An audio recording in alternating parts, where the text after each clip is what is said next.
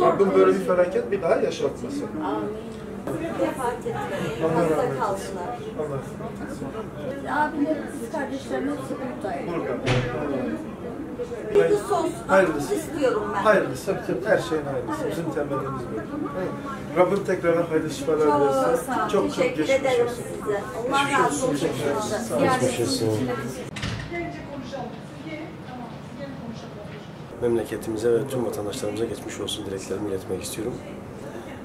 Nurdağ ilçemizden depremzede olarak Gazi şehrimize tedavi amaçlı gelen Sibel Hanım ve kızı Rüveyda kardeşimiz şu an Gaziantep Şahin Bey Araştırma Hastanesi'nde tedavi görmekteler. Biz de Genel Başkan Yardımcımız Sayın Metin Kaya Beyefendi ile depremzede kardeşlerimizi ziyaret ederken Rüveyda kızımızın bizden bir talebi oldu.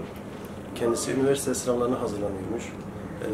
Çalışma kitapları enkaz altında kalınca bizden kitap temini noktasında bir talepte bulundu. Biz de inşallah kızımızın ihtiyaçlarını giderme adına tekrardan geldik ve istemiş olduğu kitap setlerini ayarladık ve kendisine takdim ettik. Sibel ablamıza geçmiş olsun dileklerimle beraber Rüveyda kızımıza da başarıların devamını diliyorum.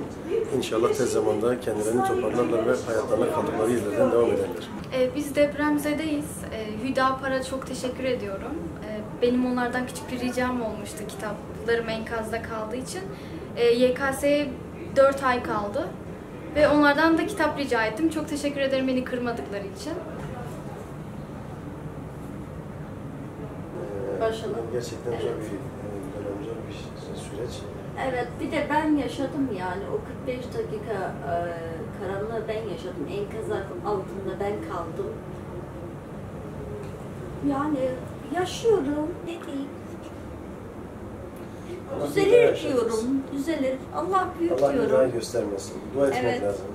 Dua edelim inşallah.